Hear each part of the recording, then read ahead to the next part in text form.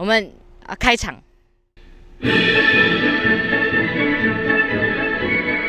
哈哈台全台县市街访最终回，连江县我们来了。虾米，你讲你唔知道连江伫倒位？连江县位于台湾海峡正北方，是由与中国一水之隔的马祖列岛所组成，通称马祖。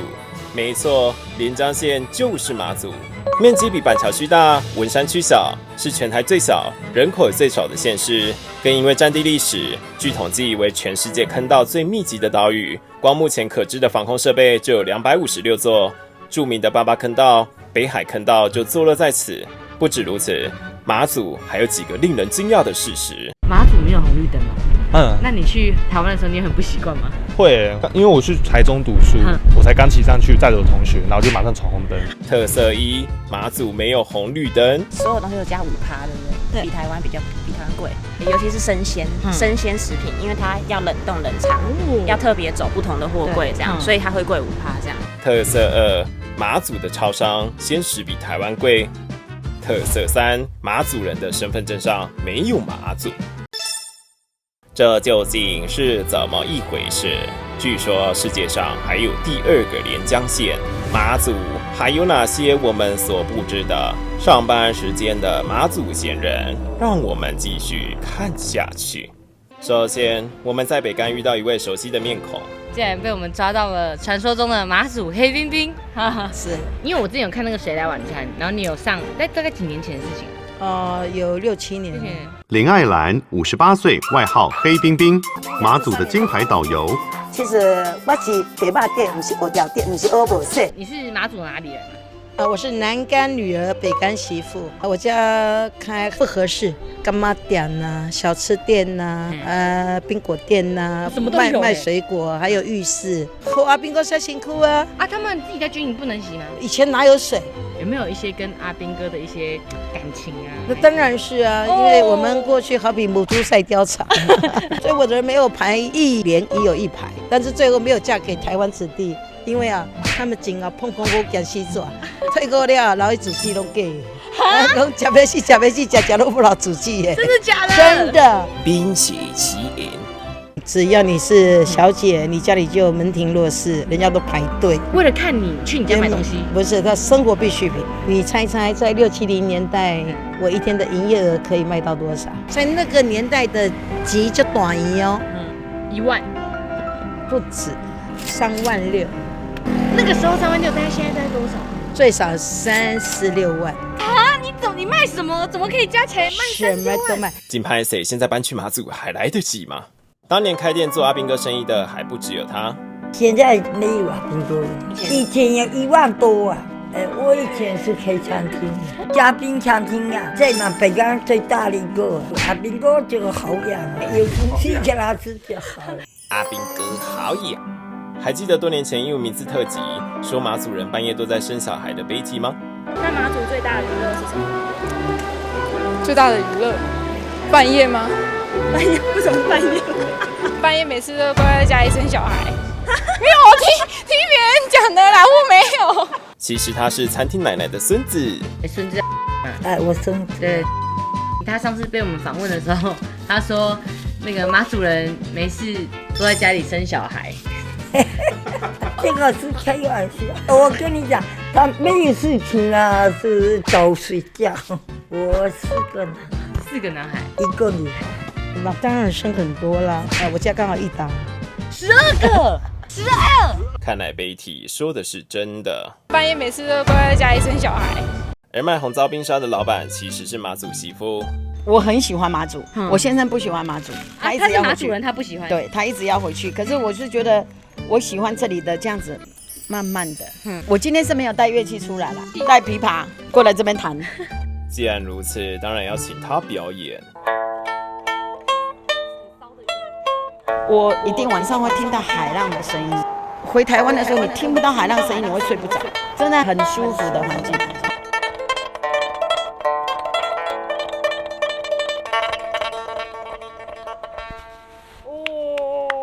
马祖的人啊，有什么特性吗？他们性格上，他们非常节省。我先生就很节省，10块钱放在他口袋。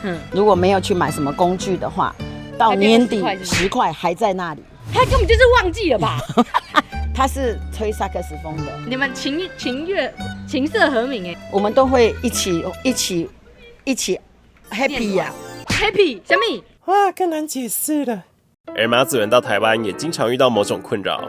我身份证写连江县嘛，我去台湾呢，去住饭店 QK 的时候，那老板娘说你阿达嘎，我说你这是阿达嘎嘞，那会个身份证内底叫连江，我你唔知连江是妈祖吗？又唔知。我以前高中同学啊，什么出去认识很多。你最近马公过得还好吗？马祖坡县洞可能是你又回澎湖了，你又回金门了。朋友哈，佩君啊，你要搁登去金门啊哟，我讲马祖。再一下说，佩君啊，你要搁登去朋友啊哟，妈祖，那么常常会把妈祖忘记。不止常被遗忘，与福建省金门县类似，马祖人证件上的地址则是福建省连江县。更奇妙的是，第二次国共内战后，原连江县被分治，中国也有个福建省福州市连江县，也因此出现了2个连江县的特殊情况。在地人说连江，你会就知道说不是在说这里。大家比较少称呼自己为连江县，还是习惯称自己就是马祖这样。你的认同，你觉得你是连江人还是马祖人？我应该认同我是马祖人，因为我一直觉得连江是对岸的嘛。干脆叫马祖县。对啊，我觉得可以改一下啦，要避免搞混嘛。你觉得要不要把连江县改成马祖县？一定要。我们觉得马祖是马祖的代号，连江市是中国大陆的延伸。你姓寄过来写连江县。你就是大陆连江县还是马祖连江县？他邮局的人困扰了啊。那你们要怎么写比较好才对啊？我都写马祖南竿乡，我不写连江县。可以这样子是不是？我地址都这样子写。一言不合就直接改地址。我是马祖人，我不是大陆人，我是台湾人。可是马祖其实叫连江县，马祖县也可以啊。就跟台湾一样，在国际上以前不知道台湾啊，只有中华民国的意思一样啊。所以连江有点像中华民国意思。对呀。这个能播吗？播了。马祖的特殊还不止这个，从台湾来马祖工作的女子分享她的奇遇记。我那时候刚来马祖的时候，他们那时候可能不太清楚我是台湾人，然后就有个阿嬷就路边就把我拦下来，然后我就骑摩托车，我就停下来想说怎么了，他就直接从后座跳上去，就跟我说，我要去那个哪里。还不止如此，那时候车是跟人家借，那时候开车，然后我去医院看医生出来，然后就有个阿嬷就说，我认得你这台车，那个是我邻居家的儿子的车啊，我想去那个3楼，你可以载我去吧？那个叔叔推脚也不方便，不然一直，然后就莫名其妙就变成长照专车了。由于随意搭便车实在是酷毙了，所以我们向在地人求证。我们以前走路要走那个山坡啊，就是要上去。然后如果路上大人看到之后，就会叫我们；如果是认识的，就会叫我们上车。有时候我看到阿兵哥在走，我也会问说你们要，可是我怕是他们在行军，我就不敢，会有那种冲动。是这有分哦。台湾的一个年龄层像我这样，我们要是基于就是较给薄型嘛，就路上停下来。要不要载你走？不，你下面可以走不？但是呢，年轻人很有真的吗？我可以搭便车吗？不一样，年轻人不怕被骗。你今天去台湾玩，然后有一个人路过问你说，你要去哪里？要不要载你？你会上车吗？不会啊！你为什么不上车？因为台湾的诈骗呢，这个什么太多了，必须有防御之心。马祖比较单纯啊。而关于搭便车，盖瑞这边得到的回答也非常类似。会啊，因为都认识啊，不然他们自己会停下来说，你要去哪里？我载你去。你说我待会走在路上也有可能会被问吗？应该不会，因为大家都不认识。跟各位介绍一下，我们现在在马祖的南竿，然后呢，大家有跟我们说，马祖这边呢到处都是陡坡，可以看到我们后面就有一个大陡坡等着我爬上去。我们继上次的但尼丁是世界上最陡的坡，我都已经爬完了，这个坡我应该也可以吧？走吧。所谓皇天不负苦心人，盖瑞真是遇到好心人。你要去哪边？真的吗？太感人了吧！耶！我们直接证实路上都会载人呢。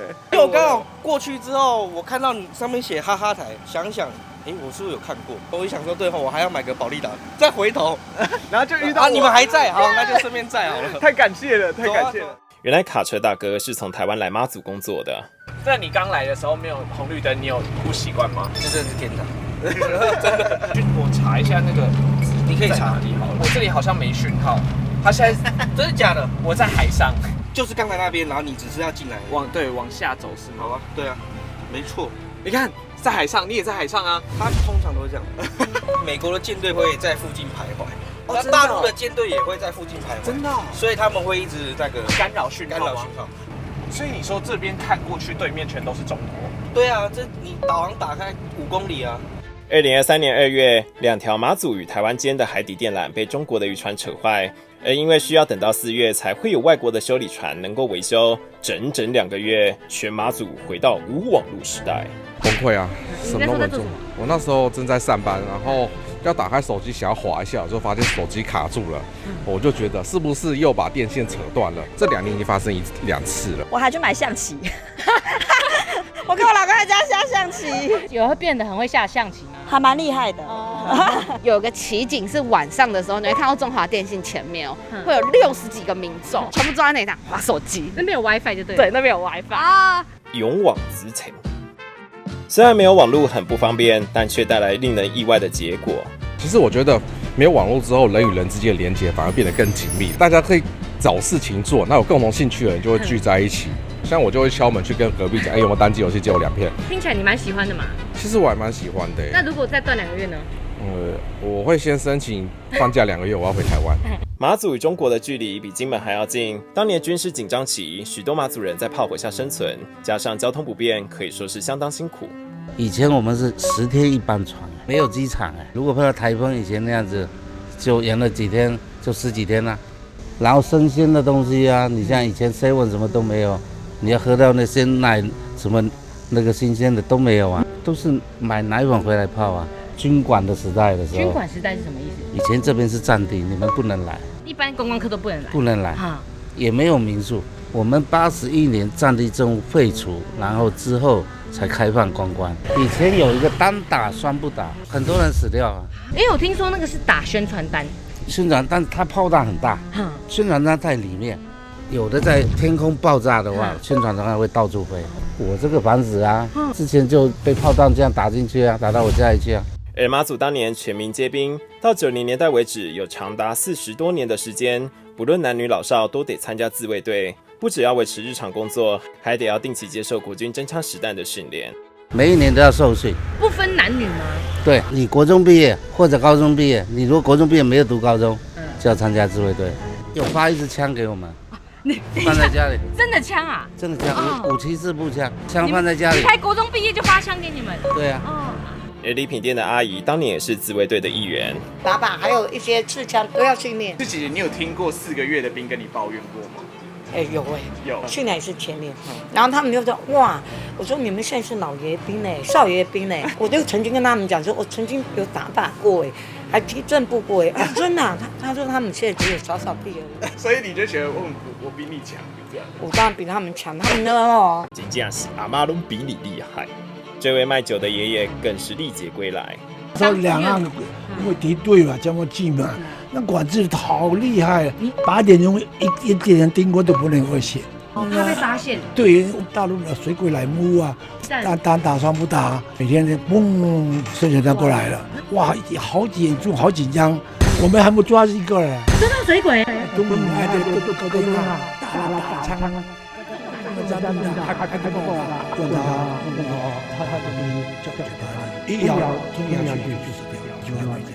因为生活非常不容易，所以许多马祖人前往台湾发展。我跟你报告一下，因为通商嘛，还有交通的因素，大部分都制厂啊，什么都在基隆。后来慢慢的轻工业发达以后，制衣厂啊，什么东西啊，他们就是为了生活，就迁到了台湾桃园。居有户籍在这边的就有1万多个人，那边已经是落叶生根了嘛，一代传一代，已经5、6万、7、8万都有啦。补充个冷知识，在桃园的马祖人比在马祖的马祖人还要多呢。接着，这位退休消防大哥继续介绍马祖话。就我们按照正常来，应该是闽东语。我是马友嫩，有没有？我是马祖人，嗓门比较大，讲话比较快一点。那你可以就是考我吗？可以啊，可以啊。我猜猜看。你今晚几岁？我今年几岁？对啦，你定了呢？你哪里人？哦，我哪里人？你要来丢本月啊？你要来丢？你要来这里几天？不是，你是不是住在板桥？真听都无。马祖话是马祖人的母语，属于闽东语的一种，许多当地的长辈依然频繁使用，与台湾本岛常见的闽南语相当不同。看你自己的入门是在哪里。彰化是比较好入门嘛，傻台语叫嘛，客家话的。你有觉得就是如果真的吵架要用哪一种话讲话比较有魄力吗？吵架不是声音啊，一个就震撼，一个就是脸孔嘛，这个杀性，你不能说骂人啊，这完蛋了吗？但很突然地，他很帅，谢谢，你很酷，你们两个不同路线啊，不同路线。好换女就喜欢你这个，好什么？好换女啊，好换女什么意思？好换啊，好换。好换就 open 了啦，好换女毛比较多，对吧？我是谁？你那个就是那些小丫头那些啊，讨厌啊，人家才不是小丫头。他每次看影片都不订阅耶，我不订阅呢？他这个订阅是零耶，是零，是零吗？零不行吗？你不行吗？你不行吗？不行啊！我怎么不留言？你会留言吗？还留鼻涕，留眼好会不定你会吗？还会跳舞？你会跳舞吗？你有订阅吗？有订阅吗？各位有订阅吗？有订阅吗？有订阅吗？啊，各位哈。有订阅吗？不过，虽然我们是在马祖访问，但某个县市的存在感却非常的重。台湾人其实蛮常搞混的，通常比较容易生气的是金门人，因为他们觉得他们的福利比较好，可以跟那种马祖啊、马公这种下等外岛人混在一起。哦，你们酒只送半箱啊，我们送1箱也不用钱呢。两地除了军事历史类似，还有相似的特产，没唔对，就是高粱酒。其实马祖当年为了军民需求也盖了酒厂，而东引生产的东永纯高更是总统指定的国宴酒。马祖高粱比较好喝还是金门高粱？马祖高粱，因为金门高粱太烈了，它会辣，对。你马祖高粱喝完之后就不会去想喝金门的高粱，因为我们比较北边，高粱这个东西啊，你要在越冷的地方做出来，那个品质越好。金门的高粱比较好喝还是马祖？绝对是马祖，不是马祖的假马祖，水好啊。可以比较，很多人就晓得哦，马祖的酒比金门好多对多。如果我给你2杯酒，你喝得出来哪个是金门高粱，哪个是马祖高粱吗？我不会喝酒。那你怎么会说马祖高粱比较好喝？这很多人讲，不是我讲，喝酒就不好。我交代我小孩子不要喝酒，烟啊，卖酒的你交代抽烟啦，就槟榔了、酒啦，这都不好。但是也有欣赏金门高粱的马祖人。如果说喝的品质固定是金门，内行人说是勾兑酒嘛，勾兑酒就是有调酒师，他们会去把你酒的比例、风味用得很好，每一批都可以一样哦，那个可以统一性。马祖很可爱，他做出来酒每一季做出来都不一样，你水气温每年都不一样，温度不一样，你酿的酒都不一样嘛。当地人酒鬼，一些酒鬼就去找说几月份的酒最好喝。我自己觉得金门高粱好喝，我觉得它比较刺激啊，喝下去才有那种烈酒入喉咙那种爽感。对啊，那个香味什么我是喝不太出来啊，我就只追求那个刺不刺激而已啊。他们其实喜欢金门，只不敢讲啊。唔够。马祖人的酒量有比金门人的好吗？你觉得？我跟他比过金门人逃之夭夭。里长带他们那个里面有个金门人，他就很浮夸的说，我们的金高比你马祖的高粱好喝。我说我们马祖的酒比较顺口，要不然你敢不敢跟我比？我把那个总统指定国宴酒倒在公杯，一下子公杯刚完。他吓昏了，他说马祖女人都这么蛮干吗？吓到跑掉了。马祖女人喝酒，举起杯就是干杯。我是南干女儿，北干媳妇，所以南也干，北也干，杯杯干。东引人喝酒，因为北纬26度很伤，它纬度比较高，很冷，所以他喝酒是好饮，所以叫东也饮，西也饮。所以莒光人喝酒是一举就光。东莒跟西莒，但那边简称为东岛跟西岛，喝的那边就东倒西歪了。哇！不管谁的酒比较好喝，总之酒量是不能输的。最后，我们发现了一个只有马祖人才知道的神秘资讯。你知道马祖有个很特别的东西吗？叫做马祖资讯网。这是什么？这全台湾都没有的东西哦。上面会 po 载任何政府相关的资讯。航班啊，云高啊，然后谁家怎样啊，谁家狗丢了啊，那种小到这种事都有。他们叫马斯网，它的网域的后面是，它不是点 GOV 哦，所以它感觉是私人的哦。这是每个马主人都会用的吗？他们好像早上都会先第一件事情先看。那你知道那个网站的站长是谁吗？我忘记名字了，但是看到的就有印象。那个人好像东引人吧？他伺服器架在台湾啦，不过他本来应该从东引出来，东引人啦。主要是选举的时候会比较热闹一点，大家各种写手就开始各种写文章，这就是马祖迪卡啦。而实际上，我们到马祖资讯网发现，它不仅只是航班或是住宿的入口网站，甚至还有讨论区与即时布告栏，俨然是马祖人的神秘线上 club。而经过我们的一番追查后，总算问到更清楚的资讯。早期因为马祖的它的新闻是比较封闭的，它是战地任务，那个时候不能有收音机，不能有媒体那个东西嘛。后来慢慢改革了以后，先有马祖通讯，然后再有马祖资讯网。你知道马祖资讯网的站长是谁吗？柳家国啊，柳家国这个呢会产，他对我们这个马祖的民主一路下来到现在的开放贡献很大。台湾的那种的民主风慢慢演进进来，我就叫他叫马祖民主之父。透过马祖人的连结，我们终于联系上目前人在台湾的刘站长，请他为我们解惑24年前架设本网站的原因。